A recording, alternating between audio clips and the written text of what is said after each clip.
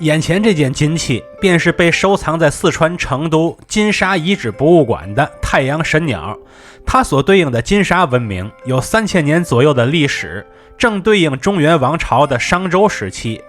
事實上，金沙文明真的參與過武王伐紂，史記中曾提到諸侯叛殷會周者800，金沙就是其中的一路諸侯。如今金沙文明的文化影響力早已超脫了博物館的範疇，並融入了成都市的方方面面，所以我們到成都旅行的時候絕不可以錯過這個精彩的好地方。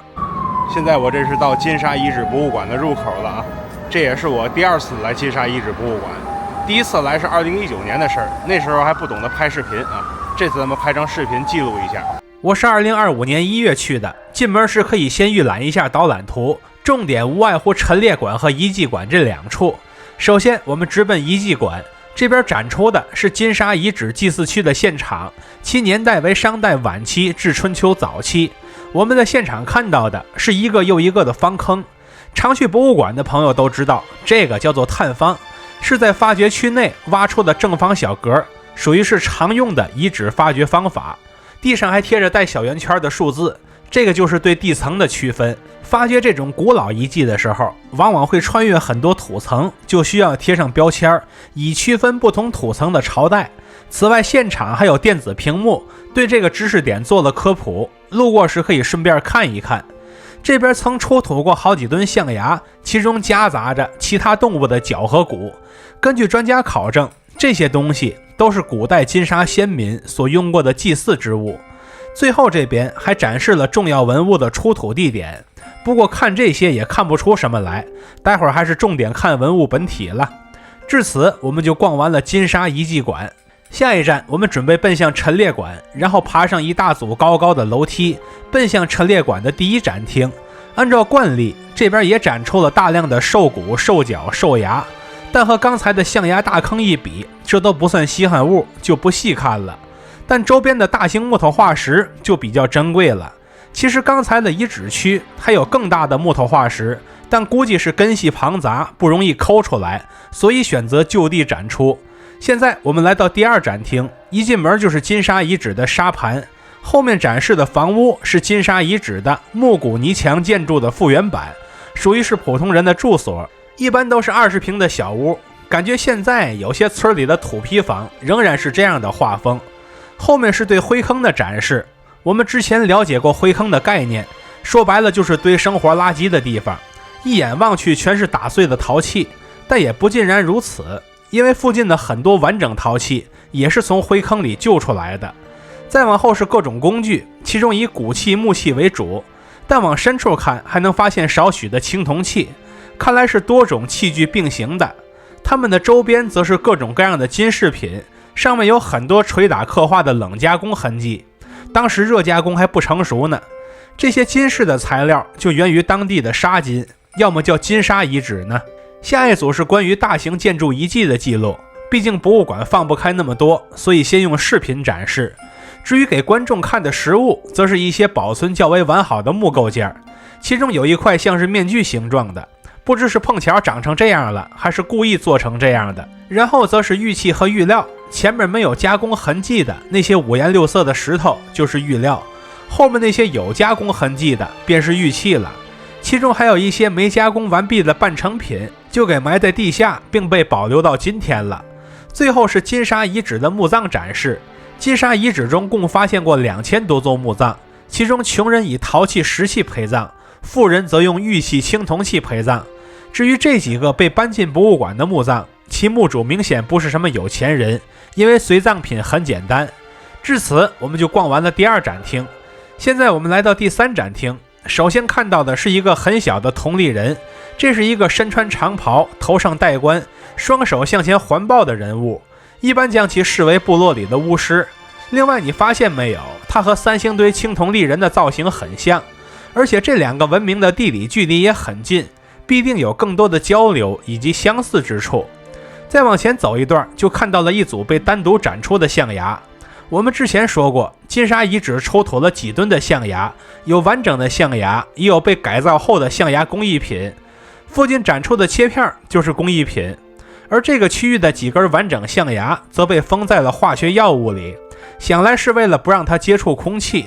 而且這些藥物乍一看像是液體，仔細一看才发现它們居然是固體的。現在我們來看金沙遺址出土的玉章，這些都是古代常見的禮器，其他文明也有。而金沙玉章的特點在於它帶有很多雜色沁斑，而且這邊出土的玉章數量極多，在同期遺址中屬於是名列前茅的了。再往後是一大堆玉凿以及玉奔和玉斧，這些都毫無磨損痕跡，必然不是真正的工具，而是用來搞儀式感的禮器。後面的玉鐲玉環也是如此，它們和其他玉器是一起出土的，說明在金沙文明的時代，這些東西可不僅僅是裝飾品，必然還有額外的與祭祀相關的功能。如今其他玉器都成為博物館的藏品了。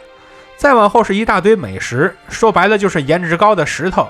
看完這些你會發現，玉和石不是泾渭分明的，這些美石就是介于玉和石之間的東西。當然後邊還有一大組石器，這屬於是演都不演了，隨便弄點石頭加工成禮器的形狀就拿來用了。其中還把玉章和石章這樣的同款器具給做了個對比，外觀也是高下立判。至於祭天的幣，則是現场花樣最多的一類文物，除了常見的玉幣之外，還有造型近似的石幣，後面居然還有青銅幣。真没想到金沙竟把這類物品做出了很多不同的種類來。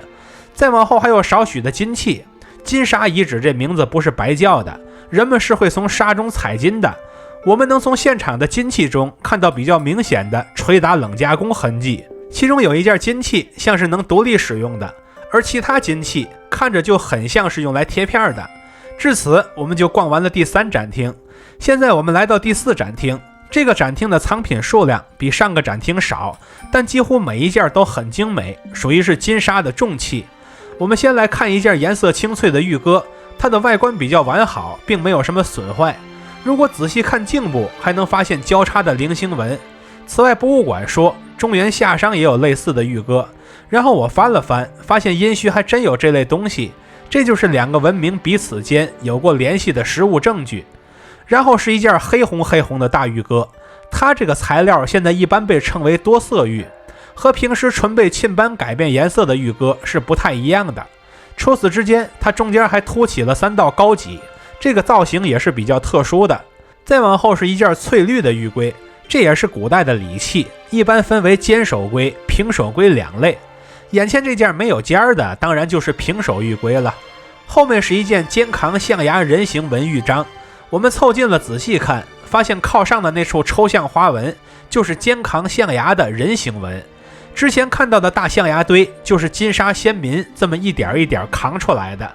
下一件是獸面紋玉鉞，它的獸面紋就位於最上端，但玉器本身的花紋不易辨認，所以旁邊弄了一張紙畫出了獸面紋的輪廓。常去博物馆的朋友肯定能發現，這和中原商周青銅器的獸面紋是高度近似的，簡直是一個模子裡刻出來的。後面是一件石階玉琮，玉琮這種祭地禮器我們見得多了，但這麼老高的玉琮就不是很多見了。與之外觀比較接近的就是良渚玉琮了，說明這2個文明之間大概率是有來往的。當然金沙玉琮也有自己的特色，那就是上面加了神人的圖案，這個最好通過旁邊的紙張辨認，因為它比實物清晰，這就是神权文明的印記。然後是一件石跪坐人像，據說正面原先塗了彩色的眼睛和嘴，现在看不出來了，背面則能看出他手上還綁着繩索，看來他的身份是俘虜，這就是金沙文明對打掃戰場工作所進行的記錄。後面這2件疑似是一整套，一個是無頭的銅人形器，頸部位置有一個圓孔，可以安裝一個頭進去，另一個則是單獨的銅人頭，它下邊正好有一節凸起部分，說不定就能插剛才的圓孔。然後是一件銅带柄有领臂形器，我們在上個展廳見過青銅臂，這件是更精美的同款文物。仔細看之後會發現上邊也雕刻着4個神鳥，這個和太陽神鳥很接近，證明太陽與鳥崇拜是會反復出現的意象。再往後是一件嬉皮笑臉的銅面具，眼睛和嘴的輪廓是用墨勾勒出來的，內中還填了一些朱砂，這在古蜀文化的文物中也是比較稀有的。往後又看到了一些玉器，大部分是剛才見過的，就不多說了。我們重點挑幾件沒見過的說說。比如其中的阳刻昆虫紋玉牌，雕刻的就非常細緻精美，很像是一只展翅飛翔的蜻蜓，但造型就比較 Q 版了。此外，居然還有海貝型玉佩飾品。虽然成都不靠海，但会有貝币流傳過來，所以按照這個造型做個玉掛飾也還算合理。後面進入金器區，其中有一條金冠帶，上面能辨認出人臉、劍還有魚鳥等元素，在冠帶上循環出現。這個質量的金冠帶推測是歸王者所佩戴的。它附近有一件镂空喇叭型金器，上面镂空的區域是卷雲紋。這個造型的金器是比較獨特的，所以它也能代表金沙文明的特徵。另外還有一個很大的金面具，這個和三星堆的金面具太像了，證明這2個文明之間的關係絕對是不一般的，甚至面具背後的神权正體都是高度近似的。金器区最久负盛名的那一件便是著名的太陽神鳥金饰了。它的內側是12條旋轉的齒狀光芒，它明顯代表的是太陽，外側則是4隻镂空的飞鳥，代表的是太陽中的神鳥。将這2者融合到一起，就與中原的金烏傳說不謀而合了。所以這件金器便是古老傳說的具象化體現。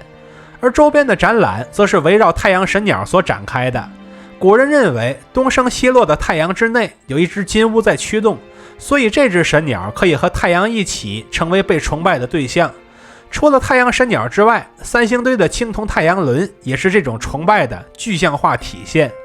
另外，西南一帶常見的铜鼓上面也常以太陽紋作為裝飾，後面所展示的則是與鳥類強相關的文物，其中包括那處汉代的太陽內藏有神鳥的壁畫。看來不同的文明之間明顯存在着某些不謀而合的價值觀。至此，我們就徹底逛完了最重要的4號展厅。现在我們坐扶梯下去，奔向第5展廳。開場就看到了一座根據成都12橋遺址所復刻的甘藍式建築。我也是看了這次展之後才知道，12橋遺址也是一處古蜀文明遺址，而且它自己還有一座獨立的博物館。等下次再去成都，就爭取去那邊看一看。再往後是羊子山土台遺址，這也是古蜀國在成都所留下的遺址，推測這是他們進行祭祀的神聖之地。然後我們發現金沙文明與三星堆文明大概率存在着继承關係，而在春秋戰國時期，金沙文明則逐漸衰微了下去。這個階段對應的文物是一些青銅器，其中有一部分明顯是比較精美的，上面的花紋也頗為繁複。再往後我們就看到了一處馬車遺址，這個乍一看很像是殷墟的馬車，然後一看展牌，發現它還真是殷墟的馬車。那為什麼會放在這邊呢？原來是為了解釋一個問題，在金沙文明與中原商周文明交流的過程中，馬車是一件非常重要的工具。而且我們之前提到金沙部落參與過武王伐紂，那姬發不能讓人白打工，肯定給金沙分了战利品。所以我們剛才所看到的那些金器、玉器和青铜器都有明顯的中原王朝痕迹，大概率是对這些戰利品的繼承。至此，我們就逛完了第5展廳，也逛完了金沙博物館。在離開博物館時，我在院裡看到了一根巨大的烏木，它大約有6500年的歷史，重量多達幾十噸。到這邊我才明白，烏木就是博物館裡常說的陰沉木，是碳化後的古樹。它既是珍貴的工藝品材料，也是千年歲月變遷的見證者。雖然千年歲月已逝，但我們仍能在博物館裡看到金沙文明過往的輝煌。而那處標誌性的太陽神鳥則在更多的地方開始發光發熱。我們在地鐵站刷卡時能看到它，抬頭看屋頂時能看到它，成都的立交橋上能看到它，甚至大運會體育場用的還是這個造型。這足以說明最經典的元素符號從來都不會被時間限制住。3000年前那位將太陽融進金箔的无名匠人絕對不會想到，他親手錘鑿制出的太陽早已掙脫祭壇的桎梏，並融入了鋼鐵都市的血管裡，成為了奔湧不息的新時代圖騰。看到這裡的朋友，歡迎點讚、收藏、加關注，和徐工一起讀城，一起旅行。